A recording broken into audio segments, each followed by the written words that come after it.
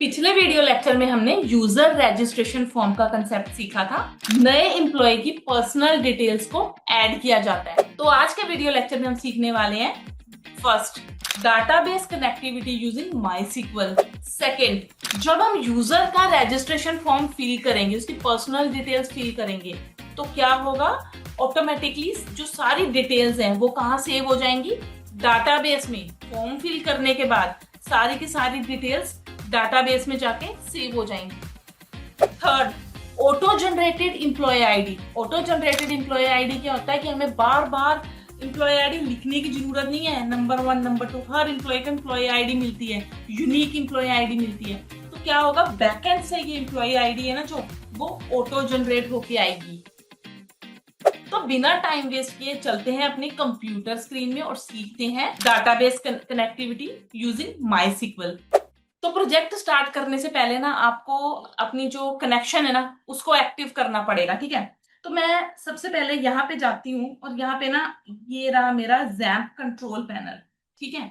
यहाँ पे क्लिक किया और अपेचे एंड माईसीक्वल इन दोनों को मैंने कर दिया स्टार्ट, डन। तो अगर मैं एडमिन में जाके देखूं तो एडमिन में ना मुझे अभी इस टाइम पे एम्प्लॉय डीबी मेरा डाटाबेस है और इसके अंदर एक ही टेबल बना है यूजर्स नाम का, ठीक है। एक ही टेबल बना है यूजर्स नाम का और यहाँ ये भी मुझे शो हो रहा है, ये देखो, ये रहा एडमिन यूजर नेम है और admin123 ये क्या है, पासवर्ड है, ठीक है। तो अब मैं इसको बंद कर देती हूँ, इसको कर देती हूँ मिनिमाइज। और अगर मैं अब इसको रन करूं, ठीक है, तो अब क्या होगा कि ये मेरा लॉगिन फॉर्म ओपन हो गया, ठीक है। और यहाँ पे मैं अब लिखूं एडमिन और पासवर्ड दे दूं admin123, डन। ठीक है, तो क्या होगा कि जो बैकएंड में स्टोर है ना यूजर नेम एंड पासवर्ड, वहां से मैचिंग होगा। लॉगिन पे क्लिक किया, लॉगिन सक्सेसफुल, ये मेरा डैशबोर्ड ओपन हो गया। एडिंग न्यू एम्प्लॉय अभी क्लिक नहीं हो रहा, ठीक है, अभी ये वर्किंग नहीं है, बटन जो है मेरा वर्किंग नहीं है, बस अभी इतना ही हुआ है। एम्प्लॉय डिटेल्स को ना अभी मैंने कनेक्ट नहीं किया है, बटन के साथ अभी कनेक्शन नहीं किया मैंने। लास्ट में हमने क्या किया था कि एक एम्प्लॉय डिटेल्स नाम का एक और फाइल बना के रख ली थी, ठीक है। तो ये एम्प्लॉय डिटेल्स फाइल है, ये देखो, एडिंग न्यू, ये कुछ पर्सनल इंफॉर्मेशन है एम्प्लॉय की, ठीक है। तो मैंने इसको फ्रीज कर दिया था एम्प्लॉय आईडी को। नेम, डेट ऑफ बर्थ, इनमें वैलिडेशंस लगाई थी, date of birth, date of join, okay, mobile number में भी वैलिडेशंस थी। तो ये सारा काम हम पिछले वीडियो लेक्चर में कर चुके हैं, इस फाइल के रिलेटेड जो भी काम था हम पिछले वीडियो लेक्चर में कर चुके हैं, ठीक है। तो ये मेरा स्ट्रक्चर तैयार है। सबसे पहले मेरा जो टास्क रहेगा ना, तीनों विंडोज को, तीनों फाइल्स को आपस में कनेक्ट करना। लॉगिन किया, you admin and admin123, dashboard open हो जाएगा। डैशबोर्ड पे ऐड बटन पे, ऐड न्यू एम्प्लॉय पे क्लिक किया तो क्या हो जाएगा, मेरा ये फाइल ओपन हो जाए, ठीक है। तो इसके लिए भी ये भी काम आसान नहीं है, हमें बहुत सारी चेंजेस करनी पड़ेंगी अपने जो एग्जिस्टिंग प्रोजेक्ट है ना। तो इसमें काफी सारी चेंजेस करनी पड़ेंगी। हमारे पास इस टाइम 3 विंडोज हैं, ठीक है, 3 विंडोज हैं। तो एक काम करते हैं कि सबसे पहले मैं इनको ना, ये जो मेरी लास्ट वाली फाइल है ना एम्प्लॉय डिटेल्स, इनको एक क्लास में एनकैप्सुलेट कर लेती हूँ। क्लासेस एंड ऑब्जेक्ट्स का हमने कंसेप्ट किया हुआ है, ठीक है। तो मैं एक क्लास के अंदर ना इसको एनकैप्सुलेट कर लेती हूँ, ओके। तो मैं क्या करती हूँ कि इसको ना, इसको भी पहले बंद करूं, ये देखो, यहां से ना इसको मैं एंड तक सिलेक्ट कर रही हूँ, एंड तक मैं सिलेक्ट कर रही हूँ इसको, ठीक है। ठीक है, ये हमने लास्ट में बनाया था। तो 2 बार मैं ना टैप प्रेस करूंगी, ठीक है, 2 बार, 1, 2, 2 बार मैंने टैप प्रेस की। अभी आपको समझाती हूँ मैं कैसे किया, ठीक है। तो अब ना मैं क्या कर रही हूँ कि यहाँ पे ना एक क्लास ले लेती हूँ, ठीक है। क्लास के अंदर हम बहुत सारे मेथड्स बना सकते हैं। एडिंग एन एम्प्लॉय, थोड़ा ना प्रोसीजरल प्रोग्रामिंग से हम बाहर आते हैं, ठीक है। ये जो हम लोग फंक्शंस के थ्रू करते हैं ना, ये प्रोसीजरल प्रोग्रामिंग है। तो classes and objects, oops programming का कंसेप्ट हम यूज करेंगे। तो मैंने अब ये ले ली एम्प्लॉय मैनेजर, ये एम्प्लॉय मैनेजर नाम की एक क्लास बना ली, ठीक है। उसके अंदर ना मैं एक फंक्शन बना लेती हूँ, मेथड, फंक्शन नहीं मेथड बना लेती हूँ, डेफ एडिंग। तो ये मैंने ना एक मेथड बना लिया, यहाँ पे ये मेथड बना लिया, ठीक है, बिल्कुल ठीक है। तो ये जो मेथड के अंदर मैंने 2 बार टैप प्रेस की थी ना, तो एक पहले मैंने क्लास ले ली, क्लास के अंदर एक मेथड बना लिया और उसके अंदर ये सारा जो मैंने लिखा हुआ है ना, ये जो फॉर्म डिजाइन किया है, ये जो मैंने फॉर्म डिजाइन किया ना, employee ID, name, date of birth, date of joining, mobile number, designation, address, ठीक है, तो ये सारा कुछ मेरा किसके अंदर आएगा, एक फंक्शन के अंदर। क्लास के अंदर है मेथड, मेथड के अंदर ये सारा फॉर्म आएगा, ठीक है। और ना इसके अंदर ये जो बटन्स है ना, लास्ट में मैंने लिए थे बटन्स, बटन्स को भी ना मैं यहां से कट करके ना यहाँ पे लगा देती हूँ बटन्स को, ये एड्रेस के नीचे, ठीक है। यहाँ पे मैंने बटन्स को भी लगा दिया, डन। तो अब आपको अच्छे से पता है कि ये जो हमारे मेथड्स होते हैं ना, इनको ना हम एक पैरामीटर पास करते हैं, ठीक है, सेल्फ पैरामीटर। आपको पता है कि नॉर्मल फंक्शन में आप विदाउट पैरामीटर्स भी रख सकते हो फंक्शन को, ठीक है, बट जब आप क्लासेस एंड ऑब्जेक्ट्स का यूज करते हो ना, तब आप बिना पैरामीटर के इसको नहीं रख सकते। तो मैं यहाँ पे ना सेल्फ लिख देती हूँ अभी के लिए। एडिंग न्यू एम्प्लॉय, ये डेफ है ना, इसके नीचे मेरा ये जो दूसरा फंक्शन है ना, इसी के नीचे आएगा। दूसरा फंक्शन है मेरा ये रहा, बटन के नीचे ये आ गया ना, सेव एम्प्लॉय, ये रहा। इसको मैं बैक स्पेस कर देती हूँ, ठीक है। तो ये जो है ना, डेफ के नीचे डेफिन, एक फंक्शन के नीचे ही दूसरा फंक्शन बनेगा, ठीक है। तो हमने ये क्या किया था कि यहाँ पे बटन पे क्लिक करके ना हमारा जो एम्प्लॉय रिकॉर्ड है ना, वो सेव हो जाता है, ठीक है। जब हमने पूरा फॉर्म फिल कर लिया, सेव पे क्लिक करेंगे, तो वो क्या होगा, डाटा जो है वो आपको मैसेज आ जाएगा कि डाटा सेव हो गया, और वो बैकएंड में सेव हो जाएगा। तो मैंने अभी या इसके अंदर भी ना, ये जो दूसरा मेथड है ना, इसके अंदर भी मैं यहाँ पे सेल्फ लगा देती हूँ, ठीक है। इसके अंदर भी मैं सेल्फ लगा देती हूँ, बिकॉज जब भी क्लासेस एंड ऑब्जेक्ट्स आप बनाते हो ना, क्लासेस का कंसेप्ट यूज करते हो, तो सेल्फ पैरामीटर लिखना जरूरी होता है, ठीक है। सेल्फ कोई कीवर्ड नहीं है, सेल्फ क्या करता है, एक पॉइंटर है जो कि ऑब्जेक्ट को पॉइंट करता है, ठीक है, ऑब्जेक्ट को पॉइंट करता है। अब मैं कुछ और भी चेंजेस करने लगी हूँ इसी फाइल के अंदर, तो एक बार चेक कर लो मैंने देखो क्या क्या किया अभी तक। कि ये मेरी फाइल है, ठीक है, मैंने यहाँ पे पहले सबसे ऊपर क्लास ले ली, ठीक है। इसके अंदर एक मेथड दे दिया एडिंग न्यू एम्प्लॉय का, इसके अंदर सिर्फ एडिंग का ही जो मैंने फॉर्म डिजाइन किया था ना, उसी का कोड है यहाँ पे, ठीक है। तो ये सारा कोड मैंने इसके अंदर इनकैप्सुलेट कर दिया, name, date of birth, date of joining, gender, mobile number, designation, address, ठीक है। बटन्स भी इसके अंदर कर दिए मैंने। इसके बाद सेव एम्प्लॉय का था कि ये इसमें वैलिडेशंस लगाई थी कि जब बटन क्लिक करते हैं तो वो क्या चेक करेगा, ये था ब्लैंक फील्ड वैलिडेशन। आपका जो फॉर्म है वो ब्लैंक नहीं होना चाहिए, ठीक है, अगर ब्लैंक है तो वो आपको एरर मैसेज दिखाएगा। मोबाइल की वैलिडेशन है कि मोबाइल नंबर है, उसमें ओनली डिजिट्स एंटर होने चाहिए, ठीक है, 10 से कम या 10 से ज्यादा डिजिट्स, ओनली 10 डिजिट्स होने चाहिए। और यहाँ पे 6, 7, 8, 9 से स्टार्ट होना चाहिए, ये मोबाइल की वैलिडेशंस लगाई हैं। और डेट ऑफ बर्थ और डेट ऑफ ज्वाइन में भी मैंने वैलिडेशन लगाई थी कि डेट ऑफ बर्थ है वो डेट ऑफ ज्वाइनिंग से बड़ा नहीं होना चाहिए, ठीक है। तो ये लास्ट में क्या दिखाएगा, message box dot show info की सक्सेस हो गया, ठीक है। तो मेरा जो पहला टास्क रहेगा ना, ये तीनों फॉर्म्स को पहले मैंने अलाइन करना है, लाइन बाय लाइन शो करना है, ठीक है, तीनों फॉर्म मैंने कनेक्ट करना है, आपस में कनेक्ट करना है, ठीक है। अब एक चीज का ध्यान रखो कि ये जो हमारी फर्स्ट विंडो थी ना, एम्प्लॉय लॉगिन, ये कौन सी विंडो है हमारी, ये है हमारी रूट विंडो, डन। ये है हमारी रूट विंडो, हम एक नाम दे रहे हैं। तो ये जो फर्स्ट विंडो थी ना, एम्प्लॉय लॉगिन वाला फॉर्म जो ओपन हो रहा है, ये है हमारी रूट विंडो, ठीक है। एम्प्लॉय डैशबोर्ड ये सेकंड विंडो है ना, तो ये रूट विंडो कैसे हो सकती है, रूट क्या है इसका, पेरेंट है। रूट विंडो क्या है, पेरेंट विंडो है, ठीक है। तो इसको मैं नाम दे देती हूँ रूट 1, इसको मैं अगर नाम दे दूं रूट 1, डन। तो इसमें मैं टीके नहीं दूंगी, टीके क्लास नहीं दूंगी, इसको मैं नाम दूंगी top level, top level master, ठीक है, मास्टर। और यहां पे भी मैं लिख दूंगी मास्टर, ठीक है। तो मास्टर क्या है, बेसिकली पेरेंट विंडो, और ये क्या है रूट 1, ये है child window, root 1 child window है, ठीक है। तो मैंने फर्स्ट वाली विंडो का नाम दिया है रूट, सेकंड वाली विंडो है हमारी रूट 1, और जो थर्ड वाली होगी ना वो होगी रूट 2, ठीक है। ये तीन विंडोज है हमारे पास, रूट 1 एंड रूट 2, डन। तो इसमें ना ये जो क्लासेस होती है ना, ये जो टीके, रूट इक्वल टू टीके, ठीक है, टीके क्या है, हमारी मेन विंडो, हमारा मेन हाउस है, ठीक है।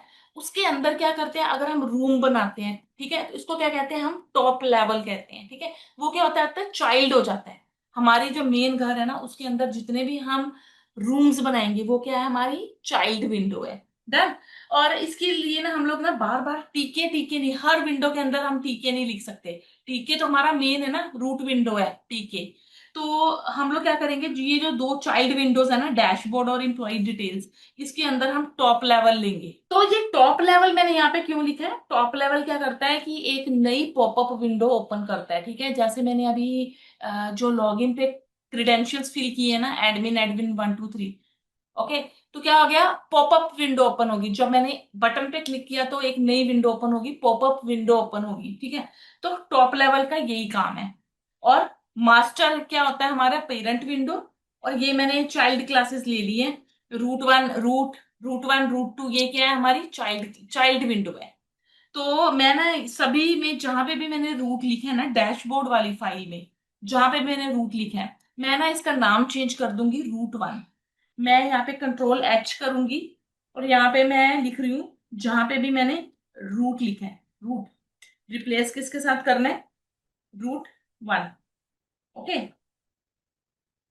एंटर किया, रूट 1 हो गया। एंटर करोगे, अपने आप ये सारी चेंजेस आ जाएंगी, ठीक है। डन। तो जहां जहां पे भी डैशबोर्ड वाली फाइल में था ना, तो मैंने सभी को रूट 1 कर दिया। और यहाँ पे ना मेन लूप हटा देते हैं, ठीक है। मेन लूप ना, जो टीके है, एक चीज याद रखनी है, अगर आप कोई प्रोजेक्ट में काम कर रहे हो, मल्टीपल फाइल्स बना रहे हो, ठीक है, तो टीके और मेन लूप सिर्फ हमारी जो मेन फाइल है ना उसी में ही आएगा, टीके और मेन लूप, ठीक है। बाकी जो जितनी भी फाइल्स आएंगी ना, उसमें आप मेन लूप नहीं लिखोगे। सिमिलर वे में ना, यहाँ पे भी जहां जहां पे रूट है ना, सबसे पहले मैं उसको रूट 2 करूंगी। ये मेरी रूट है, इम्प्लॉय लॉगिन क्या है, ठीक है, ये है हमारी रूट विंडो। डैशबोर्ड क्या है, रूट 1 विंडो।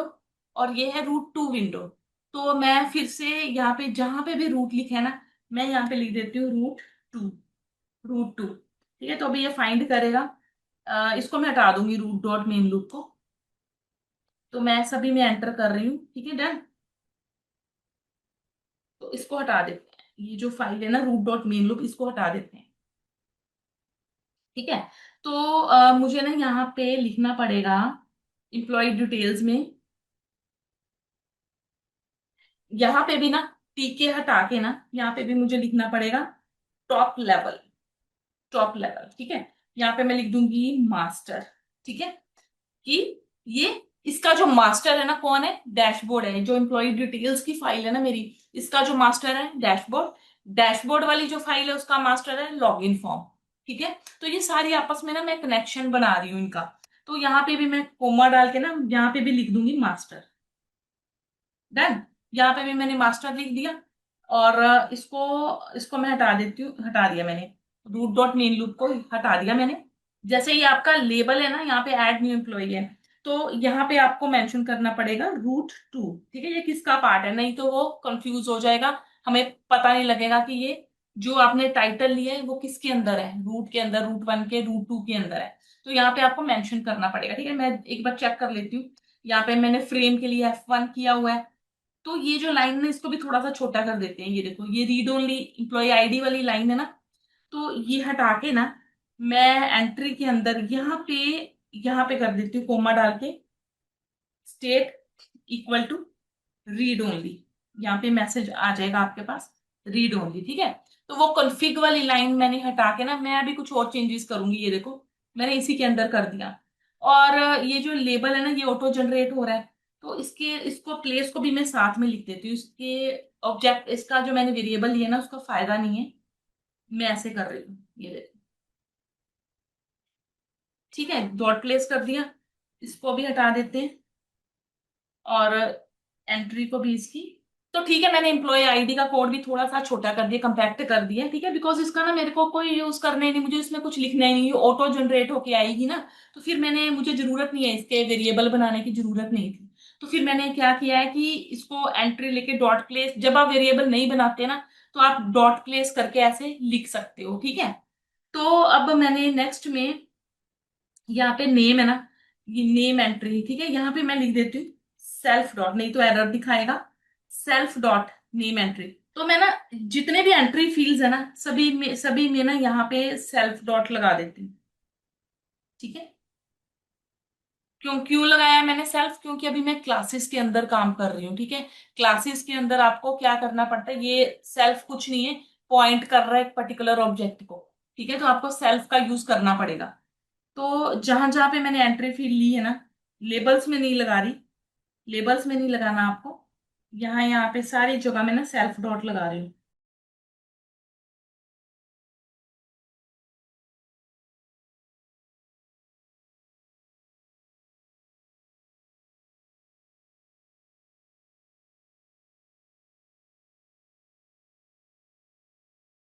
तो मैंने यहाँ पे ना एड्रेस एंट्री तक ना मैंने यहाँ पे सेल्फ डॉट करके लगा दिया यहाँ पे। ठीक है।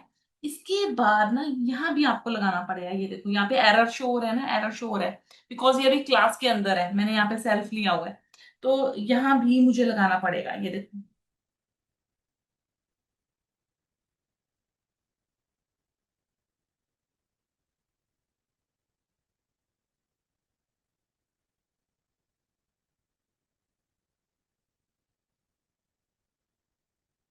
ठीक है।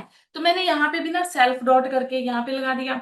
इसको अभी मुझे चेंज करना पड़ेगा यहाँ अभी, क्योंकि क्लास के अंदर है तो मुझे ना यहाँ पे लामडा का, मैं कमांड इक्वल टू लामडा का यूज करती हूँ यहाँ पे। तो एक अनोनिमस फंक्शन है लामडा फंक्शन, ऑलरेडी आपको बताया हुआ है। मैं यहाँ पे लिख रही हूँ लामडा, लामडा कॉलन, और यहाँ पे सेल्फ डॉट करके मैं लिखूंगी सेल्फ डॉट सेव एम्प्लॉय। ठीक है। और यहाँ पे पैरामीटर में ना, ये पैरामीटर मुझे करना था यूज, इसलिए मैंने लैम्डा का यूज किया है। क्योंकि नॉर्मल आप कमांड इक्वल टू लिखते हो ना, तब आप पैरामीटर्स नहीं दे सकते। ठीक है। तो मैंने यहाँ पे पैरामीटर्स में मैं यहाँ पे लिख दूंगी, ये किसके अंदर है, रूट टू। और यहाँ पे भी मुझे लिखना पड़ेगा कि ये जो फंक्शन है मैं कहाँ पे कॉल कर रही हूँ, रूट टू के अंदर कॉल कर रही हूँ। ठीक है। ये जो फंक्शन कहाँ पे मुझे नजर आएगा, कहाँ पे कॉल किया हुआ मैंने, रूट टू के अंदर, यहाँ पे मैं लिख दूंगी रूट टू। ठीक है, डन। तो ये मैंने इंप्लॉय डिटेल्स को कुछ कुछ रेडी कर लिया, इंप्लॉय डिटेल्स को। ठीक है। अब मैं नेक्स्ट में क्या करूंगी कि ये जो इंप्लॉय डिटेल्स है, मैं क्या चाहती हूँ कि जब बटन पे क्लिक करें ऐड न्यू एम्प्लॉय पे, तो ये वाला फॉर्म ओपन हो जाए। इस फॉर्म को ओपन कब होना है, जब ऐड न्यू एम्प्लॉय पे क्लिक किया जाए। ठीक है। तो मैं यहाँ पे ना डैशबोर्ड में जाऊंगी। तो पहले मैं यहाँ पे ना इंपोर्ट करा लेती हूँ। ठीक है। मैं यहाँ पे लिखती हूँ फ्रॉम, फ्रॉम फाइल का नाम क्या है हमारी, employee details, employee details import. Import क्या करूंगी मैं, क्लास का नाम, यहाँ पे मैं लिखूंगी इंप्लॉय मैनेजर। ठीक है। इंप्लॉय डिटेल्स में से इंप्लॉय मैनेजर को इंपोर्ट करो। और फिर यहाँ पे ना इसका मैं ऑब्जेक्ट बना लेती हूँ क्लास का। आपको पता है कि एक जब भी आप क्लास का यूज करते हो उसका एक ऑब्जेक्ट भी बनाते हो, और ऑब्जेक्ट के थ्रू आप एक्सेस करते हो। ठीक है। अगर आपने मेरे पिछले लेक्चर्स नहीं देखे तो प्लीज क्लासेस एंड ऑब्जेक्ट्स का कंसेप्ट देखिए। मैंने बहुत थॉरली, बहुत अच्छे से एक्सप्लेन किया हुआ है कि यहाँ पे मैं एक ऑब्जेक्ट बना रही हूँ एम्प्लॉय मैनेजर। ठीक है। Employee manager equal to class name, object name equal to class name, employee manager. और इस तरीके से, ठीक है, ये क्या किया मैंने, क्रिएटिंग एन ऑब्जेक्ट, यहाँ पे मैं लिख देती हूँ। ठीक है। तो मैंने यहाँ पे ब्रैकेट में लिख दिया है creating an object of employee manager class. ठीक है। एम्प्लॉय मैनेजर का मैंने ऑब्जेक्ट बना लिया ईएमपी मैनेजर। ठीक है। और अब मैं क्या हो, ये मेरा बटन्स हैं सारे, ये मेरे सारे बटन्स है ना, ऐड, अपडेट, सर्च, डिलीट, ये स्कैल्प, ये सारे मेरे बटन्स हैं।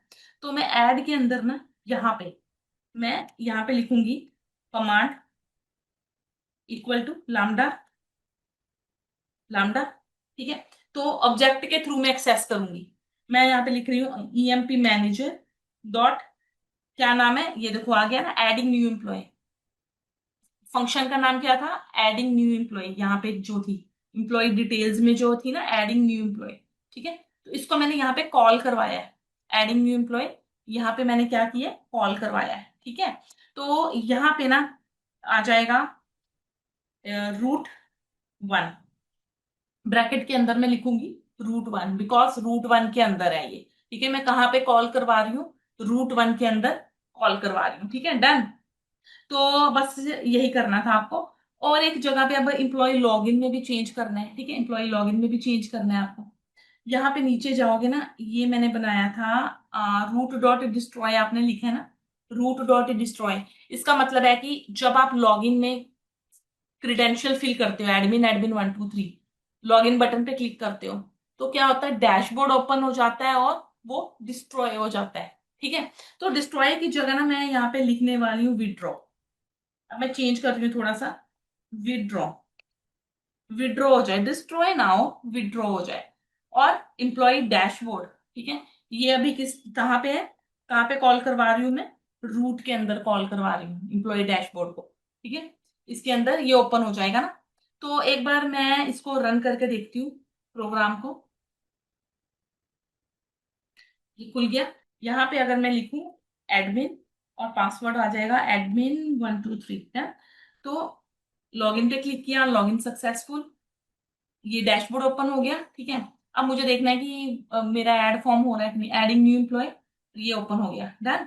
ठीक है, यहाँ पे ये ओपन नहीं हुआ, ओके।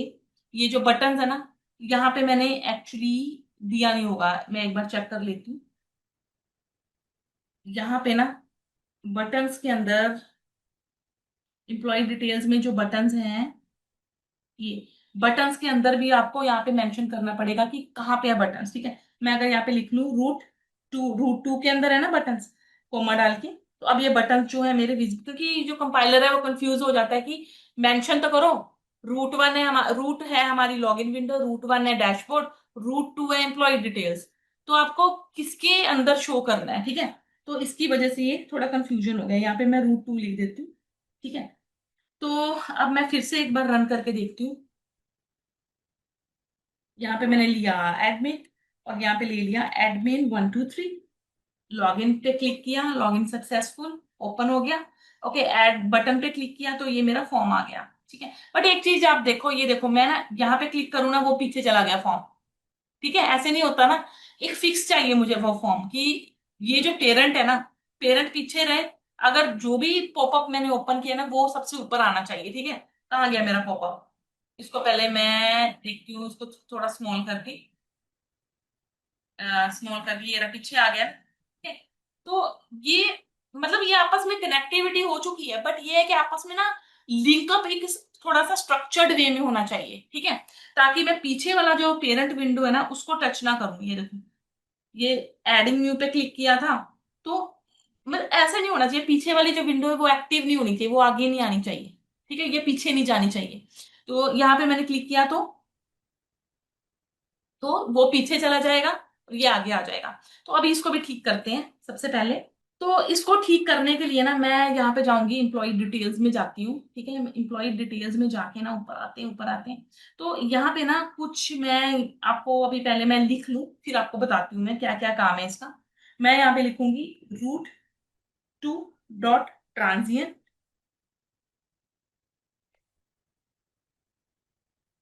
और यहाँ पे मास्टर। ठीक है, और नेक्स्ट यहाँ पे लिख देती हूँ रूट 2 डॉट ग्रैब सेट। ठीक है, ये ले लिया। और एक मैं ले लेती हूँ रूट 2 डॉट फोकस फोर्स। ये मैंने ना 3 चीजें मेंशन की है, नई चीज है आपके लिए, ये transient, grab set and focus force. तो मैंने ना यहाँ पे कमेंट करके लिख दिया, ये देखो रूट 2 डॉट ट्रांजिएंट। ट्रांजिएंट का मतलब होता है keep the popup on the top of its parent window. ठीक है, ट्रांजिएंट का मतलब है कि जो हमारी पॉपअप विंडो है ना, जैसे मेरा फॉर्म आ गया था एडिंग एन एम्प्लॉय का, ठीक है, तो उसको कहाँ पे रखना है, पेरेंट विंडो के ऊपर आना चाहिए। पेरेंट विंडो क्या थी, मेरी डैशबोर्ड। ठीक है, और ग्रैब सेट का मतलब होता है prevent the user from interacting with parent window. जैसे मैंने पेरेंट विंडो पे क्लिक किया तो क्या हो गया, मेरा जो फॉर्म था पीछे हाइड हो गया। ठीक है, तो ये क्या करता है, प्रिवेंट करता है कि यूजर जो है पेरेंट विंडो के साथ इंटरेक्ट ना करे। जब पॉपअप ओपन है तो पहले उसी के साथ डील किया जाए। ठीक है, तो पहले पॉपअप क्लोज होगा, फिर वो पेरेंट जो है वो क्लोज होगा। Make sure the popup gets keyboard focus, मतलब कि आप कुछ लिख भी नहीं सकते, जो आपकी पेरेंट विंडो है ना, तो पहले आपको कीबोर्ड फोकस रखना पड़ेगा। तो ये 3 चीजें मैंने सेट कर दिया है। अब मैं एक बार फिर से ना रन करके देखती हूँ इसको। ठीक है, ये मैंने लिख दिया यहाँ पे एडमिन, यहाँ पे लिख दिया एडमिन 1 2 3।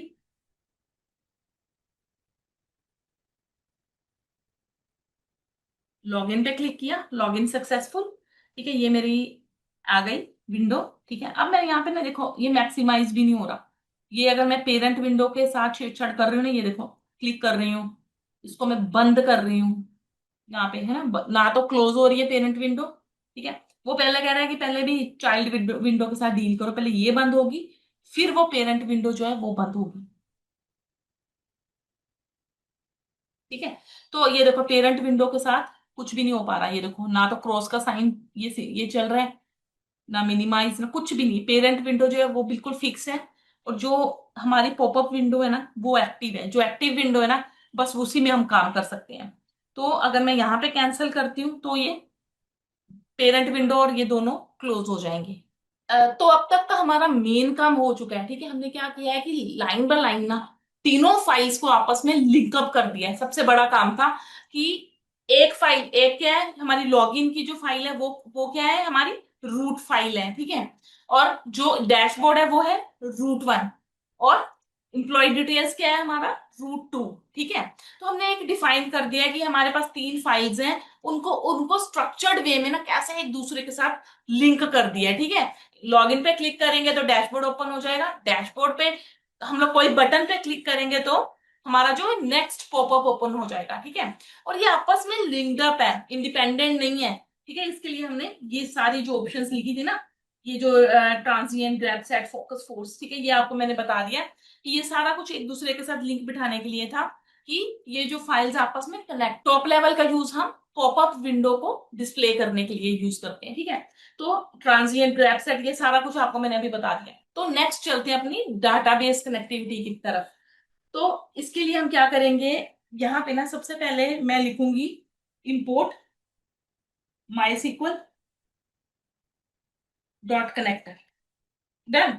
इस फाइल के अंदर आप जो जो चेंजेस करनी है ना, हमने दो प्रीवियस जो फाइल्स है ना उनके अंदर कोई चेंज नहीं करनी, लॉगिन को चेंज नहीं करना, जितना चेंज करना था हमने कर लिया। ठीक है, अब नेक्स्ट क्या करना है, हमने डाटाबेस कनेक्टिविटी का कंसेप्ट करना है। एक एम्प्लॉय मैनेजर, एक क्लास ली है हमने, एक एम्प्लॉय मैनेजर क्लास है। ठीक है, उसके अंदर ये चार चीजें करनी है। क्लास के अंदर हमें क्या क्या करनी है, चार मेथड्स बनानी है। ठीक है, चार मेथड। पहला मेथड होगा creates a database and employee table. तो पहले तो डाटाबेस के साथ कनेक्शन एस्टेब्लिश करने के लिए होगा, जो कि लॉगिन विंडो में भी था। ठीक है, तो पहले तो हमें डाटाबेस के साथ कनेक्टिविटी करनी है। ठीक है, एम्प्लॉय टेबल बनाऊंगी। तो एक फर्स्ट हमारा मेथड बनेगा क्रिएट डाटाबेस एंड टेबल, जो पहले बनाया था। सेकंड फंक्शन क्या बनेगा, मेरा सेकंड मेथड बनेगा नेक्स्ट अवेलेबल एम्प्लॉय आईडी। तो नेक्स्ट जो ऑटो इंक्रीमेंट होगा ना मेरी एम्प्लॉय आईडी का, उसका कोड मैं इस मेथड के अंदर लिखूंगी। ठीक है, जनरेट नेक्स्ट एम्प्लॉय आईडी। तो ये दूसरा मेथड बनेगा। तीसरा मेथड ऑलरेडी हम बना चुके हैं एम्प्लॉय डिटेल्स की, जिसमें हमने एडिंग न्यू एम्प्लॉय करके बनाया था ना फॉर्म। उसके अंदर सारी डिटेल्स थी उसकी, employee ID, name, date of birth, date of joining, designation, gender, address. वो सारी की सारी डिटेल्स वो ऑलरेडी हमने फॉर्म बना लिया है। ठीक है, वो तीसरे नंबर पे है। तो फोर्थ पे क्या है कि एक ये भी हम ऑलरेडी बना चुके हैं, इसमें भी थोड़ी बहुत चेंजेस करेंगे। कि इस ये है सेव एम्प्लॉय, अगर बटन पे क्लिक करें, इसमें वैलिडेशन हमने लिखी थी। तो बेसिकली हमें एम्प्लॉय मैनेजर क्लास के अंदर चार मेथड्स बनाने हैं। तो यहाँ पे ना मैं अब डेफ करके ना क्रिएट, यहाँ से देख लेते हैं। ठीक है, ये जो मेरी सेम फाइल है ना, वही वाली सेम मेथड मैं यहाँ पे यूज करूंगी।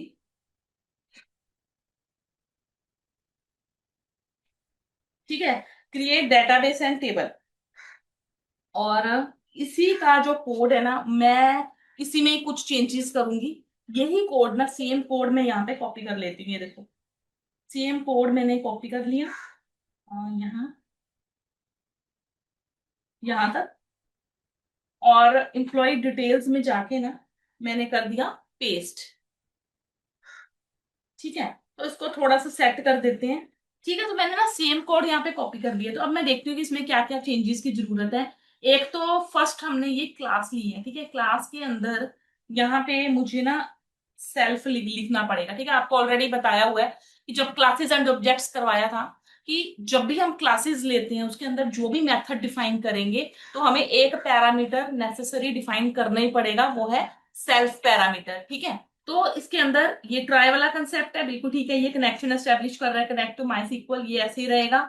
Creating a database, employee DB है, वो चेक कर रहा है कि एम्प्लॉय डीबी डाटाबेस टेबल बना है ऑलरेडी। ठीक है, तो ये वैसे ही रहेगा। अब चेंजेस हमें यहाँ करनी है। ठीक है, यूजर्स की जगह ना मैं यहाँ पे लिख देती हूँ एम्प्लॉयज। ठीक है, मैं एक create table if not exist employees, मैं एम्प्लॉयज टेबल बना रही हूँ। ठीक है, ये काट देती हूँ और अभी इसमें मैं कोड लिखूंगी। और ये वाला पोर्शन हम काट देते हैं, इसको नहीं चाहिए, एडमिन वाला हमें ये नहीं चाहिए। ठीक है, फिर कनेक्शन डॉट कमिट और क्लोज वाला हमें चाहिए, इसको इधर कर देते हैं। ठीक है, कमिट और क्लोज, और एक्सेप्ट भी ब्लॉक ठीक है, एक्सेप्ट में भी कोई चेंज नहीं करेंगे। और क्रिएट टेबल के अंदर ना मैं पहले ले रही हूँ एम्प्लॉय आईडी, एम्प्लॉय आईडी। ठीक है, और जो जो मैंने आपको बताया कि जो भी सीक्वल की क्वेरीज है वो आप कैपिटल लेटर्स में लिखोगे, और जो टेबल का नाम है, डाटाबेस का नाम है, ठीक है, वो आप किस में लिखोगे, स्मॉल लेटर्स में। तो जो सीक्वल क्वेरीज है मैं यहाँ पे कैप्स लॉक ऑन करके यहाँ पे ले रही हूँ इंट, एम्प्लॉय आईडी इंट होनी चाहिए, ऑटो इंक्रीमेंट, ऑटो इंक्रीमेंट होना चाहिए, और क्या होना चाहिए, प्राइमरी। जो हमारी एम्प्लॉय आईडी है ना वो यूनिक होनी चाहिए, उसमें डुप्लीकेसी बिल्कुल नहीं होनी चाहिए। ठीक है, तो पहला हमने ले लिया एम्प्लॉय आईडी। उसके बाद ना आप सिस्टेमेटिक वे में लिखोगे, जैसे आपने यहाँ पे लिखा है कि देखो एम्प्लॉय आईडी के बाद नेम आता है, फिर आता है डेट ऑफ बर्थ, फिर आता है डेट ऑफ ज्वाइनिंग। ठीक है, मैं सेम वे में लिखूंगी यहाँ पे। तो मैं यहाँ पे ना यहाँ पे ले लेती हूँ नेम, कैप्स लॉक ऑफ करके लेंगे नेम, नेम, और यहाँ पे फिर कैप्स लॉक ऑन करके मैं लूंगी यहाँ पे वेर 50। ठीक है, तो ये जैसे कुछ डाटा टाइप्स हैं, वैरकैट 50 का मतलब कि जो नेम है ना वो 50 करेक्टर की लिमिट होनी चाहिए उसकी। ठीक है, ये कुछ डाटा टाइप्स होती हैं माइस्क्ल की। तो मैंने यहाँ पे नेम ले लिया वैरकैट 50, मतलब 50 करेक्टर्स ही इसकी मैक्सिमम रेंज है। ठीक है, तो यहाँ पे मैं लिख देती हूँ नॉट नल, नॉट नल। ठीक है, तो नॉट नल का क्या मतलब है कि ये एम्प्टी नहीं हो सकता। ठीक है, ये जो हमारा नेम है ना, तो इसको आप एम्प्टी नहीं, कोई भी फील्ड को एम्प्टी नहीं छोड़ सकते। तो कोमा डाल के इसके बाद में ले लेती हूँ DOB, date of birth, date of birth.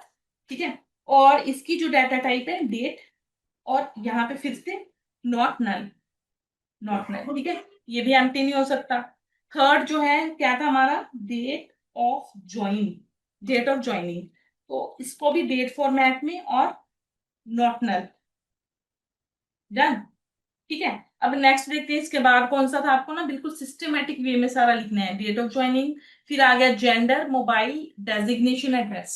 ठीक है, gender mobile designation and address, मैंने मोबाइल ले लिया वैरकैट 15 नॉट नल, एंड डेजिग्नेशन ले लिया वैरकैट 15 नॉट नल। इसके बाद लास्ट में आ जाता है एड्रेस, एड्रेस, एड्रेस में मैंने लिया हुआ है टेक्स्ट एरिया लिया हुआ है ना, तो इसका मैं टेक्स्ट लूंगी, टेक्स्ट नॉट नल। ठीक है, तो ये मैंने एक टेबल बना दिया। अभी ये टेबल मेरा क्या है, बिल्कुल एम्प्टी है, इसमें कुछ भी नहीं लिखा हुआ, कोई फील्ड नहीं ली हुई। तो हमारी जो एम्प्लॉय डिटेल्स फाइल में ना हमने क्या किया है कि एक क्रिएट डेटाबेस एंड टेबल। ठीक है, तो ये हमने मेथड बनाया और उसके अंदर उसका कोड ले लिया, एक कनेक्शन एस्टेब्लिश कर दिया, और एक एम्प्लॉय टेबल एक डमी बना दिया हमने। ठीक है, अभी हमें विजिबल नहीं होगा, हम ये अभी हम देख नहीं पाएंगे एम्प्लॉय टेबल, बिकॉज इसको कॉल भी तो करवाना पड़ता है ना। ये देखो क्रिएट डेटाबेस एंड टेबल, इसको कॉल भी तो करवाएंगे, तभी तो वो डिस्प्ले करेगा। ठीक है, मैं ना यहाँ पे एक इनिट कंस्ट्रक्टर का यूज कर रही हूँ। ठीक है, क्लासेस एंड ऑब्जेक्ट्स में मैंने ऑलरेडी करवाया, एक इनिट कंस्ट्रक्टर होता है जो कि एक स्पेशल कंस्ट्रक्टर होता है। तो वो क्या करता है कि उसका क्या काम होता है कि वो ऑटोमेटिकली इन्वोक हो जाता है जैसे ही ऑब्जेक्ट क्रिएट होता है। ठीक है, तो एक एग्जांपल देख लो, ये जैसे मेरा एम्प्लॉय मैनेजर की क्लास है एम्प्लॉय मैनेजर। ठीक है, अगर मैंने इनिट कंस्ट्रक्टर यहाँ पे लिखा ना, ये नॉर्मल कंस्ट्रक्टर नहीं होता, तो मैंने इसके अंदर इसको कॉल करवा दिया, क्रिएट डेटाबेस एंड टेबल, जो मैंने अभी फंक्शन बनाया ना उसको मैंने इसके अंदर कॉल करवा दिया। ठीक है, तो जैसे ही ये ऑब्जेक्ट बनेगा, हमने ऑलरेडी ऑब्जेक्ट भी बना लिया इसका। ठीक है, अभी बनाया था, किसमें बनाया था, जो एम्प्लॉय डैशबोर्ड फाइल है ना उसके अंदर हमने एक ऑब्जेक्ट बनाया था एम्प्लॉय मैनेजर का। ठीक है, तो यहाँ पे ये ऑब्जेक्ट है हमारा, जैसे ही ईएमपी मैनेजर ऑब्जेक्ट बनेगा तो इस सबसे पहले इनिट कंस्ट्रक्टर ही एग्जीक्यूट होगा। इसके अलावा ना हमें कुछ भी इसको कॉल करवाने की जरूरत नहीं है, सेपरेटली कुछ भी फंक्शन के लिए करने की जरूरत नहीं है। तो वो ऑटोमेटिकली इन्वोक हो जाएगा। नहीं तो जो दूसरे फंक्शंस होते हैं उनको क्या करना पड़ता है, एक स्पेशल वे में ऑब्जेक्ट के थ्रू कॉल करवाना पड़ता है। ठीक है, तो बस इतने से कोड से ही ना ये छोटा सा हम कोड लिखेंगे, और जिसके थ्रू ना ये जो मेरा क्रिएट डेटाबेस एंड टेबल है ना, ये सबसे फर्स्ट स्टेप है हमारा।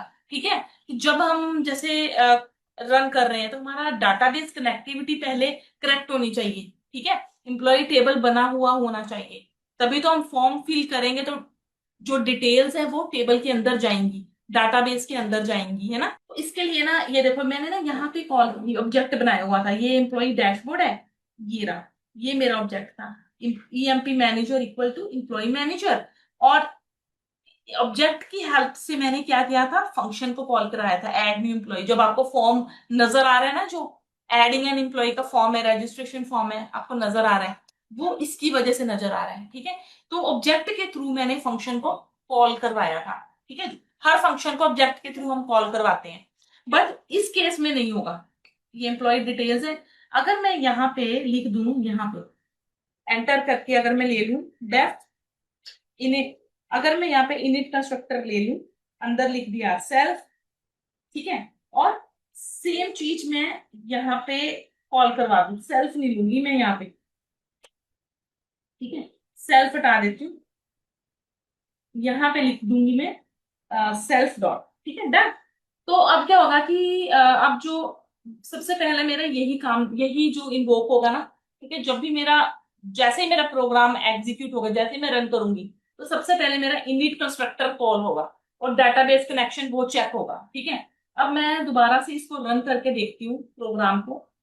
यहाँ पे मैंने फिल किया एडमिन, यहाँ पे किया एडमिन 1 2 3, लॉगिन किया, लॉगिन सक्सेसफुल हो गया, और एडिंग न्यू एम्प्लॉय फॉर्म पे क्लिक किया। तो अभी कुछ भी नहीं आएगा इसमें, अभी मैंने कोई भी एंट्री, इसको इंसर्ट इनटू का कमांड चलाना पड़ेगा ना इसके लिए मुझे, जब आपने इंसर्ट करनी है वैल्यूज, अभी मैंने करेंगे धीरे धीरे स्टेप बाय स्टेप। ठीक है, अभी बस इतना ही कर किया हमने। तो अब मैं अगर डाटाबेस में जाके चेक करूँ, यहाँ पे एडमिन में गई, यहाँ पे मैं चेक करूंगी इम्प्लॉय डीबी बना है डाटाबेस। ठीक है, यहाँ पे आप देख सकते हो इम्प्लॉइज टेबल, देख रहे हो ना, ये इम्प्लॉइज टेबल है मेरा, ये देखो, डन। अगर मैं एम्प्लॉइज टेबल पे क्लिक करूं तो अभी ये देखो मेरा employee ID, name, date of birth, date of join, gender, mobile, designation, address, but अभी इसमें ना एम्प्टी है, टेबल मेरा एम्प्टी है, इसमें कोई भी डाटा आपको नजर नहीं आएगा, कोई भी डाटा दिखेगा नहीं आपको। ठीक है, तो ये मेरा टेबल बन के आपको रेडी हो चुका है, बिल्कुल रेडी हो गया। नेक्स्ट चलते हैं। तो नेक्स्ट क्या करेंगे, नेक्स्ट हम ना इसके नीचे ना एक और मेथड लेना है हमें। पहले हमने इनिट ले लिया, क्रिएट डेटाबेस एंड टेबल, उसके नीचे ना यहाँ पे आएगा, यहाँ पे इसके नीचे यहाँ पे एडिंग न्यू एम्प्लॉय से ऊपर। ठीक है, तो एक और फंक्शन ले रही हूँ, get next employee ID, get next employee ID. ठीक है, और यहाँ पे भी मैं सेल्फ लगा दूंगी, और यहाँ पे मैंने, यहाँ पे सबसे पहले हम क्या लेंगे, गेट नेक्स्ट एम्प्लॉय आईडी। ठीक है, तो ये क्या करेगा कि ऑटो इंक्रीमेंट करने वाला जो कंसेप्ट है ना फंक्शन, हम वो मेन बना रहे हैं फंक्शन। ठीक है, तो अभी के लिए ना मैं यहाँ पे पहले मैं लिख देती हूँ पास। ठीक है, तो अभी आप ना ध्यान से समझ लो कि गेट नेक्स्ट एम्प्लॉय आईडी, इस मेथड के अंदर मैं क्या कोड लिखने लगी हूँ। ठीक है, तो इसके अंदर ना मैं लिखूंगी कि एक इंफॉर्मेशन स्कीमा करके ना एक मेटा डाटा होता है। ठीक है, एक माई सिक्वल डाटाबेस होता है स्पेशल टाइप का। ठीक है, वो क्या करता है, उसके अंदर ना सारे डाटाबेसेस और सारे टेबल्स की ना इंफॉर्मेशन होती है। सो आप इतना समझ लो कि इंफॉर्मेशन स्कीमा डॉट टेबल्स ये क्या है, बेसिकली एक मेटा डाटा है जिसके अंदर एक कॉलम है ऑटो इंक्रीमेंट का। ठीक है, हमने ऑटो इंक्रीमेंट ऊपर तो डिफाइन कर दिया, ऑटो इंक्रीमेंट। हमें क्या करना पड़ेगा कि हमें एक नेचुरल वे में इसको रन करवाना है। ठीक है, हम अगर चाहते हैं ना तो +1 +1 करके भी कर सकते थे, एम्प्लॉय आईडी +1। ठीक है, काउंटर चला सकते थे, बट उसके उसमें क्या ड्रॉबैक होता है कि जैसे सपोज सपोज करो कि हमारे पास जैसे 10 एम्प्लॉयज हैं, 10 आईडीज हैं, 1 2 3 4 5 6, इस तरीके से आईडीज हैं। ठीक है, तो अगर 5 3 हमें छोड़ के चला गया, जॉब छोड़ के चला गया, तो वो ऑटो इंक्रीमेंट का कंसेप्ट जो होता है ना, काउंटर चलाते हैं, वो क्या करता है कि फिर अगर जैसे फिफ्थ एम्प्लॉय छोड़ के चला गया तो वो क्या करेगा, 4 के बाद काउंटर चला देगा, +1 हो जाएगा 5, 5 नई एम्प्लॉय को मिल जाएगी। ऐसे नहीं होता ना। तो इसमें क्या होता है कि ये जो जो हम लोग ऑटो इंक्रीमेंट का ये इंफॉर्मेशन स्कीमा का कंसेप्ट चला रहे हैं ना, ये क्या करेगा, एक बिल्कुल पक्के तरीके से ना, जहां पे आईडी खत्म हुई है, जैसे 10 एम्प्लॉयज आ गए हैं, उसके अंदर चाहे 8 एम्प्लॉयज छोड़ के जा चुके हैं, बट वो पीछे वाली आईडीज नहीं लेगा। ठीक है, वो क्या करेगा, 10 से सीधा 11वीं आईडी होगी, जो नेक्स्ट एम्प्लॉय आएगा ना उसकी 11th आईडी होगी। फर्स्ट 10 जो है वो आईडीज नहीं आएंगी उसमें। तो अब मैं इसको हटा के ना पास को, तो पहले इसमें भी, बिकॉज इसमें ना हर फंक्शन को ना, इसमें कुछ भी ग्लोबली नहीं हो पाता, हम लोग ना बार बार हमें यहाँ पे कनेक्शन वगैरह करना पड़ता है। ठीक है, मैं यहाँ पे ना फर्स्ट 2 लाइंस यहीं से कॉपी कर लेती हूँ ये। तो मैंने ये 2 लाइंस यहाँ पे कॉपी कर दी, ठीक है, ट्राई कर दिया। यहाँ पे इसको ऊपर ले जाते हैं, कनेक्शन कर दिया, MySQL dot connector dot connect, ठीक है, डाटाबेस एम्प्लॉय डीबी। तो ये 2 लाइंस मैंने यहाँ पे लिख दिया है। अब नेक्स्ट यहाँ पे ना एक्सेप्ट भी लिख देते हैं, नहीं तो एरर शो करेगा। एक्सेप्ट, ठीक है, एक्सेप्ट भी लिख देते हैं। ठीक है, एक्सेप्ट में अभी मैं पास कर देती हूँ ताकि एरर शो ना हो, बाद में लिखूंगी। ठीक है, अब इसके बाद ना मैं क्वेरी लगाऊंगी यहाँ पे। आपको मैंने बताया ना, कर्सर जो होता है ना, माई सिक्वल क्वेरीज एग्जीक्यूट करने के लिए हम यूज करते हैं। तो मैं यहाँ पे लिखूंगी कर्सर डॉट एग्जीक्यूट, यहाँ पे 3 इन्वर्टेड कोमास, और यहाँ पे भी 3 इन्वर्टेड कोमास, डन। यहाँ पे मैं लिखूंगी सिलेक्ट, सिलेक्ट, फिर लिखेंगे auto increment, select auto increment. Auto increment column कहाँ पे है हमारा, टेबल, वो डाटाबेस में, मेटा डाटाबेस में, मेटा डाटा में, information schema dot tables. Auto increment एक कॉलम है, ठीक है। सिलेक्ट करो from information schema dot tables, ठीक है, वेयर, जहां पे टेबल डॉट स्कीमा, जहां पे टेबल क्या है हमारा, एम्प्लॉय डीबी, इसको कैप्स लॉक ऑन ऑफ करके, employee DB and table, table name, table name क्या है, एम्प्लॉइज। ठीक है, बस इतना ही है, सेम। ठीक है, तो ये क्या किया है कि select auto increment from information schema, ठीक है, डॉट टेबल्स। ये आपको मैंने ऑलरेडी बता दिया है कि ये हमारा मेटा डाटा, इसके अंदर सारी इंफॉर्मेशन रहती है, सारे डाटाबेसेस एंड टेबल्स की।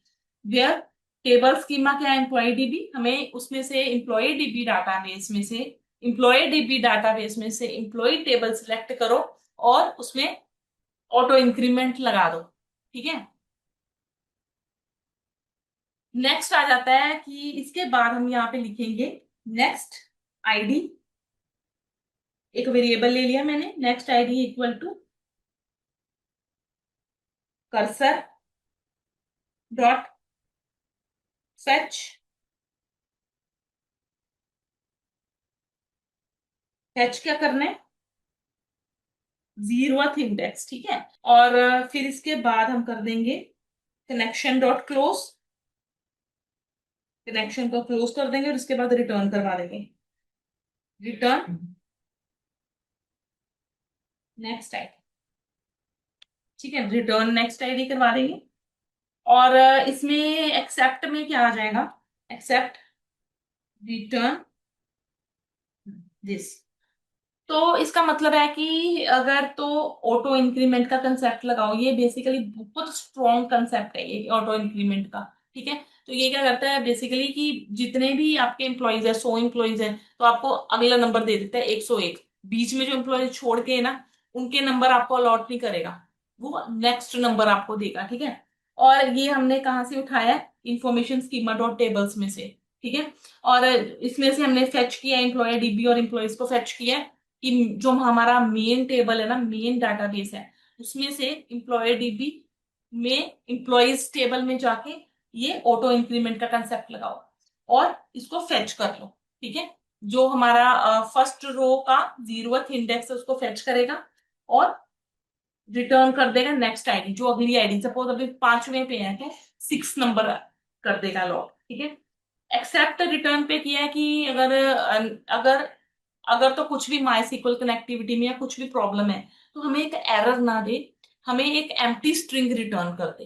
ठीक है, इसलिए ये चीज हमने एक्सेप्ट में लिखी है। यहाँ पे आना था fetch 1। ठीक है, fetch 1 आएगा यहाँ पे। ठीक है, fetch 1, कर्सर डॉट fetch 1 0। तो अभी मैं अगर अपना प्रोग्राम रन करके चलूँ ना, अभी देखो अभी ना जनरेट नहीं होगा, अभी कुछ नहीं आएगा। ये देखो अगर मैं इसको रन करूँ, एडमिन 1 2 3, ठीक है, इसको मैंने रन किया, लॉगिन सक्सेसफुल, ये कर दिया। अभी यहाँ पे ना कुछ भी नहीं आ रहा, ऑटो जनरेट नहीं हुआ, मेरी आईडी नहीं आ रही है, नहीं आ रही ना। क्यों नहीं आ रही आईडी? हमें इस केस में क्या करना पड़ेगा कि जो हमारा एंट्री फील्ड है ना, एंट्री फील्ड में वो ऑटो इंक्रीमेंट का नंबर आना चाहिए। हमें इनको भी तो बाइंड करना पड़ेगा ना। एंट्री फील्ड से किसी भी वेरिएबल को, वेरिएबल में हम डाल देंगे ऑटो इंक्रीमेंट। ठीक है, नंबर डाल देंगे वेरिएबल में, और उस वेरिएबल को ना इसके साथ बाइंड करना है, एंट्री फील्ड के साथ बाइंड करना है। तो इसके लिए ना हमें, मैंने आपको बताया हुआ है कि टेक्स्ट वेरिएबल का यूज करते हैं। ठीक है, तो हमें बेसिकली जब रिजल्ट यहाँ पे शो करना है ना, हमें यहाँ पे ऑटो इंक्रीमेंट का कंसेप्ट चलाना है। विजेट में चेंजेस लानी है, हमें विजेट में बार बार चेंजेस लानी है। ठीक है, तो इसके लिए ना हमें करना पड़ेगा, ये जो ऑटो इंक्रीमेंट है ना उसको डालना पड़ेगा किसी वेरिएबल के अंदर। ठीक है, और फिर वेरिएबल को इसके साथ बाइंड करना पड़ेगा, विजेट के साथ। अब नेक्स्ट ना मैं यहाँ पे जाऊंगी एडिंग न्यू एम्प्लॉय का। ठीक है, एडिंग न्यू एम्प्लॉय में जाएंगे, इसकी कोडिंग हम ऑलरेडी कर चुके हैं। तो यहाँ पे ना मुझे कॉल भी कराना है ना, जो हमारा ये जो फंक्शन मैंने बनाया है, ये वाला गेट नेक्स्ट एम्प्लॉय आईडी, इसको कहीं ना कहीं कॉल करवाएंगे तभी तो एग्जीक्यूट करेगा वो। तो मैं अब ना यहाँ पे यहाँ पे जाऊंगी एम्प्लॉय आईडी में, यहाँ पे जाऊंगी। ठीक है, यहाँ पे मेरा एंट्री फील्ड है। ठीक है, एंट्री फील्ड है मेरा।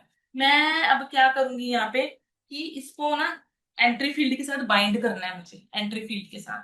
ठीक है, मैं पहले यहाँ पे लिखती हूँ एम्प्लॉय आईडी वेरिएबल, ठीक है, equal to string var, string बैग। ठीक है, तो ये मैंने ना किसी तरीके से ना डिक्लेयर कर लिया, ये ऑलरेडी आपको बताया हुआ है कि जो हम लोग जैसे जावा सी में वेरिएबल्स को डिक्लेयर करते हैं, मैंने ना एम्प्लॉय, ये मैंने एक वेरिएबल ले लिया, इसको डिक्लेयर कर दिया। ठीक है, तो मैं यहाँ पे ना एंट्री फील्ड में, यहाँ पे कहीं भी इसके बाद ले लेती हूँ, यहाँ पे मैं यहाँ पे लिख देती हूँ टेक्स्ट वेरिएबल। ठीक है, text variable equal to employee ID बैग। ठीक है, यहाँ पे मुझे लिखना पड़ेगा सेल्फ डॉट, यहाँ पे मुझे नहीं तो एरर शो करेगा, सेल्फ डॉट इंप्लॉय आईडी वैर, यहाँ पे भी मेरे को लिखना पड़ेगा सेल्फ डॉट। अब ठीक है, तो यहाँ पे ना मैं बाइंडिंग का काम कर रही हूँ, अभी जो एक्चुअल काम कर रही हूँ ना बाइंडिंग का। तो ये जो मेरा वेरिएबल है ना, इसके अंदर मैं पहले ऑटो इंक्रीमेंट, इसके अंदर मैं जो मेरा फंक्शन था ना उसको कॉल करवाऊंगी।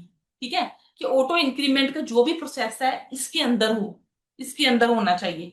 ठीक है, अब मैं यहाँ पे ना, यहाँ पे मैं लिखूंगी value equal to, value equal to bracket डाल के यहाँ पे मैं फंक्शन को कॉल करवा लेती हूँ, सेल्फ डॉट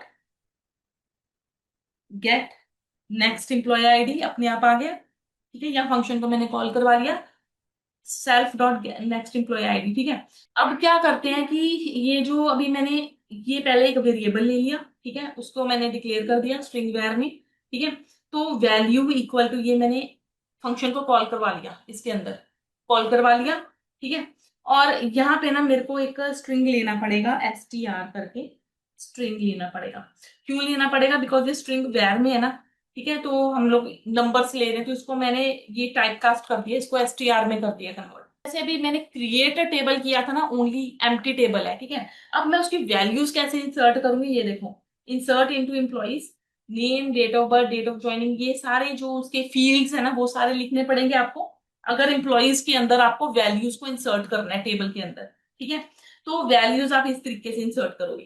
ठीक है, बट हमारे लिए ना कोई फिक्स वैल्यू नहीं है कि मैं अभी अपनी पाइथन के अंदर, कोड के अंदर ये वैल्यूज लिखूं। ठीक है, तो इसकी जगह ना मैं ये लिखूंगी परसेंटेज एस। ठीक है, परसेंटेज एस का मतलब है कि जो फॉर्म के अंदर मैं वैल्यूज ले रही हूँ ना, वो वैल्यूज अभी रैंडमली, मुझे नहीं पता, मैं अभी कोई नया एम्प्लॉय आएगा तो मैं अपनी डाटाबेस के अंदर में चेंज करने नहीं बैठूंगी, ठीक है। मुझे क्या करना पड़ेगा, अपने फॉर्म के अंदर उसका उससे फॉर्म फिल करवाना है। तो फॉर्म के अंदर जो वैल्यूज होंगी ना वो डाटाबेस में जाएंगी, ठीक है। तो इसके लिए ना मुझे क्या करना पड़ेगा, percentage S MySQL connector replaces each percentage S with actual values, ठीक है। तो अगर फिक्स वैल्यूज, अगर हार्ड कोडेड वैल्यूज है तो आप इस तरीके से लिख सकते हो, ठीक है। और अगर हार्ड कोडेड नहीं है, फॉर्म फॉर्म के थ्रू आपको चलना है, तो आप क्या करोगे, यूज परसेंटेज एस का यूज करोगे। अब मैं नीचे जाके ना यहाँ पे यहाँ पे जो सेव एम्प्लॉय फॉर्म है मेरा, ठीक है, सेव एम्प्लॉय फंक्शन है मेरा, यहाँ पे ना वैलिडेशंस के नीचे जाऊंगी, यहाँ पे यहाँ पे रिटर्न के बाद, ठीक है। रिटर्न के बाद यहाँ पे जहाँ पे डेट ऑफ बर्थ का मैंने वैलिडेशन लगाया है, यहाँ पे मैं लिखती हूँ ट्राई, डन। और जो फर्स्ट टू लाइंस है ना वो ही सेम लाइंस में यहाँ पे कॉपी कर लेती हूँ, ट्राई करके। ये दो लाइंस ना मैंने कॉपी कर ली है, देखो, ठीक है। ऊपर से यहाँ पे मैं डाटाबेस का भी लिख देती हूँ, comma database equal to employee DB, ठीक है, एम्प्लॉय डीबी। इसको इन्वर्टेड कॉमास में ले लेते हैं।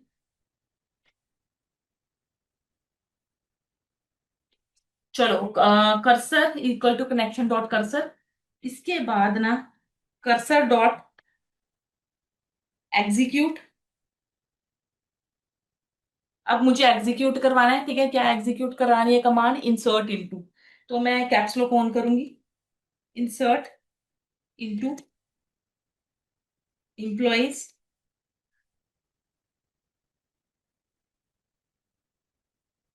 जब भी आपको वैल्यूज टेबल के अंदर इंसर्ट करनी है तो इस तरीके से आप करोगे, ठीक है, इंसर्ट इनटू एम्प्लॉइज। और यही सारे जो फील्ड्स है ना ऊपर जो आपने लिए स्टेप बाय स्टेप, वो सारी आप यहाँ पे लिख दोगे, ठीक है। तो ये जो सारी fields step by step, employee ID नहीं ली मैंने क्योंकि वो ऑटो जनरेट आप करोगे, ठीक है, इंसर्ट इनटू एम्प्लॉइज। और ये सारी की सारी फील्ड्स इस तरीके से ले लिए मैंने। और यहाँ पे लिखेंगे वैल्यूज, वैल्यूज। और यहाँ पे आ जाएगा कैप्स लॉक ऑफ करके, कितनी है, 1 2 3 4 5 6 7, 7 है। तो 7 बार आप क्या लिखोगे, परसेंटेज एस, बिकॉज आपको फॉर्म में से लेनी है, हार्ड कोडेड वैल्यूज नहीं लेनी, आपको फॉर्म में से वैल्यू डाटाबेस में भेजनी है, ठीक है। तो यहाँ पे मैं परसेंटेज एस लिख दूंगी, ठीक है। तो ये मैंने ना 7 टाइम 1 2 3 4 5 6 7 7 टाइम्स लिख दी, ठीक है। और इसके बाद ना यहाँ पे, ठीक है, यहाँ पे ना आप फिर से ये लिख दोगे, ये जो आपने लिए हुए ना यहाँ की जो वैल्यूज है, ठीक है, डाटाबेस वाली नहीं, जहाँ यहाँ पे जो नाम लिया आपने, नेम जेंडर डेजिग, डाटाबेस में मैंने पूरा लिखा है डेजिग्नेशन, ठीक है। आप यहाँ की जो है ना, जो आपके प्रोग्राम के अंदर है, जहां से आपने उठानी है, ठीक है, वो सारी आप यहाँ पे लिख दोगे। वो भी सिस्टेमेटिकली लिखोगे, ये देखो मैंने यहाँ पे लिख दिया, नेम, नेम सेम है, ठीक है। मैंने यहाँ पे ना सारी वैल्यूज जो मेरे प्रोग्राम के अंदर मैंने ली हुई थी ना, ठीक है, जो वेरिएबल्स मैंने लिए हुए थे वो यहाँ पे लिख दिया, और जो मैंने डाटाबेस के अंदर लिए थे ना जिस फॉर्मेट में लिखा था वो मैंने यहाँ पे लिख दिया, ठीक है। और पहले ना एक्सेप्ट भी लिख देते, नहीं तो ये एरर आता जाएगा। मैं यहाँ पे लिख देती हूँ एक्सेप्ट। तो मैंने यहाँ पे ना एक्सेप्ट एक्सेप्शन एज ई वो भी लिख दिया, ठीक है, डाटाबेस एरर नहीं। तो एक्सेप्ट में क्या आता है कि जब जब ये हमारा कोड ठीक नहीं है, ट्राई ब्लॉक नहीं रन कर रहा, तो वो एक्सेप्ट वाला जो पार्ट है वो रन करेगा, ठीक है। बट ना यहाँ पे ना आपको लिखना पड़ेगा इन्वर्टेड कोमास के अंदर, ठीक है। मैं यहाँ पे ना ट्रिपल इन्वर्टेड कोमास ले लेती हूँ, यहाँ पे बंद कर देती हूँ, ठीक है। तो ये इन्वर्टेड कोमास के अंदर आपको लेना पड़ेगा, ठीक है, नहीं तो एरर शो हो रहा था। तो इस तरीके से ये मैंने वैल्यूज को डाटाबेस के अंदर पहुंचा दिया है, ठीक है। जो मेरी फॉर्म की वैल्यूज है वो डाटाबेस के अंदर चली गई। यहाँ पे इन्वर्टेड कॉमर्स लगा देते हैं और यहाँ पे लग जाएगा कोमा, ठीक है। तो ये मेथड करने से ना हमने क्या किया है कि इंसर्ट इनटू एम्प्लॉयज, जो हमने फॉर्म में वैल्यूज फिल की थी ना वो सारी हमने डाटाबेस के अंदर भेज दी है, ठीक है। इस स्टेप से हमारी जो वैल्यूज है वो डाटाबेस के अंदर चली जाएंगी, ठीक है। और अब क्या करना है कि हमें सारे जो, जब भी हम फॉर्म फिल करें, ठीक है, सेव पे क्लिक करें, तो हम चाहते हैं कि सारे का सारा फॉर्म जो है वो एम्प्टी हो जाए। सारे का सारा फॉर्म बाद में सेव पे जब डाटाबेस में सारी वैल्यूज चली जाए तो हमारा जो फॉर्म है वो एम्प्टी हो जाए, ठीक है। पहले तो यहाँ पे लिखना पड़ेगा मुझे connection dot commit, connection dot commit. Commit करना मतलब लॉक कर दिया जाए। ओके। और यहाँ पे लिखना पड़ेगा हमें कनेक्शन डॉट क्लोज। ठीक है, ये दो स्टेप हमें करने पड़ेंगे। एक कमिट कर दो, उसके बाद क्लोज कर दो, ये दो स्टेप करने हैं। इसके बाद नेक्स्ट क्या करेंगे हम,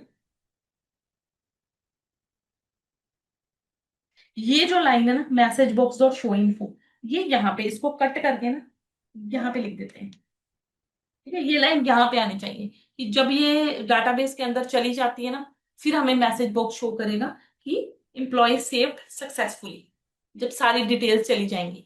ठीक है, इसके बाद ये मैसेज आएगा। एक्सेप्ट वाला भी हो गया पार्ट।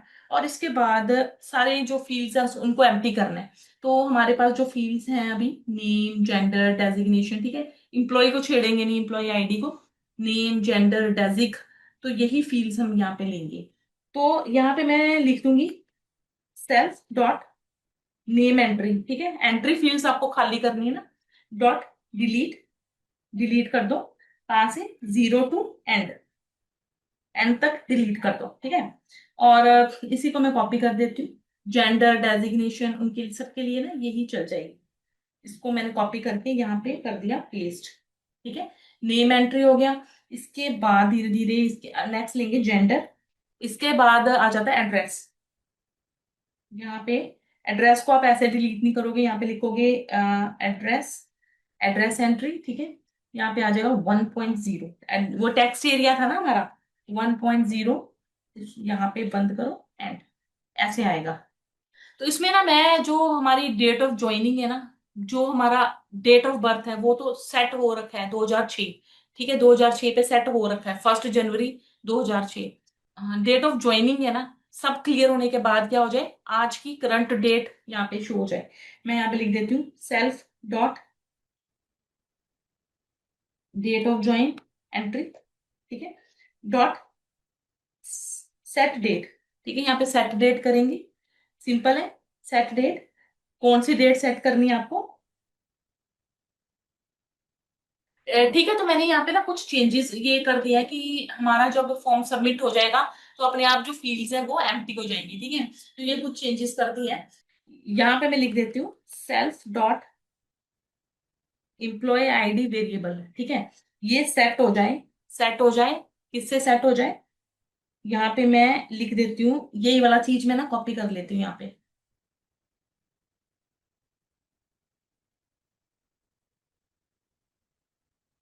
यही वाली जो चीज है ना, ये सारा, ये, ठीक है, यही चीज मैं सारी ऐसी एज इट इज कॉपी कर लेती हूँ। ठीक है, और यहाँ पे लिख देते हैं, यहाँ पे डॉट सेट। ठीक है, स्ट्रिंग गेट, यहाँ पे मैंने दो जगह पे इस फंक्शन को कॉल करवाया है। गेट नेक्स्ट एम्प्लॉय आईडी, एक तो यहाँ पे भी सेट हो जाए। ठीक है, जब सारे सारे फंक्शंस क्लियर हो जाएं, जितने भी फील्ड्स हैं सब क्लियर हो जाएं। ठीक है, बट एम्प्लॉय आईडी है वो नेक्स्ट एम्प्लॉय आईडी आ जाए। ठीक है, यहाँ पे भी मैंने कॉल करवाया है, और नेक्स्ट मैंने यहाँ पे कॉल करवाया था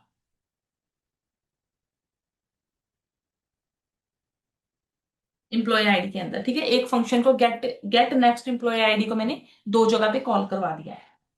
अब एक बार फाइनली इसको रन करके देखते हैं। ये रन किया, यहाँ पे मैंने लिख दिया एडमिन, यहाँ पे लिख दिया admin123, लॉग इन किया, लॉग इन सक्सेसफुल, मेरा डैशबोर्ड ओपन हो जाएगा। और यहाँ पे ना मेरी पिक्चर नहीं आ रही है। ठीक है, यहाँ पे इमेज नहीं आ रही, मैं एक बार चेक कर लेती हूँ।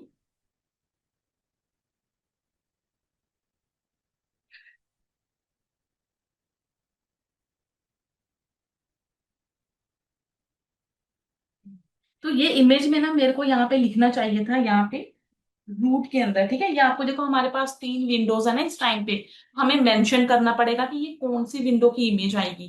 ठीक है, तो बिकॉज जो हमारा कंपाइलर है वो कंफ्यूज हो जाएगा कि मुझे कौन सी इमेज, बिकॉज और भी कई सारी इमेजेस हैं इसके अंदर। तो इसके लिए ना मेरे को यहाँ पे लिखना पड़ेगा you root one dot dash. ठीक है, ये रूट वन की इमेज है ना, तो मुझे यहाँ पे लिखना पड़ेगा यहाँ पे भी रूट वन डॉट डैश। तो अभी मेरी इमेज मुझे शो हो जाएगी। अभी एक बार फिर से मैं रन करके देखती हूँ यहाँ पे। ये रन किया, यहाँ पे आ जाएगा एडमिन, और यहाँ पे आ जाएगा admin123, लॉग इन किया, लॉग इन सक्सेसफुल। ओके, तो अब मेरी इमेज मुझे शो हो रही है, ठीक है, अब मुझे इमेज आ रही है। तो अगर मैं यहाँ पे क्लिक करूँ, बट अभी भी मेरे को ना यहाँ पे ऑटो इंक्रीमेंट नहीं आ रहा, मुझे देखना पड़ेगा कि कहाँ पे मिस्टेक हुई है। एक बार चेक कर लेते हैं एम्प्लॉय डिटेल्स में।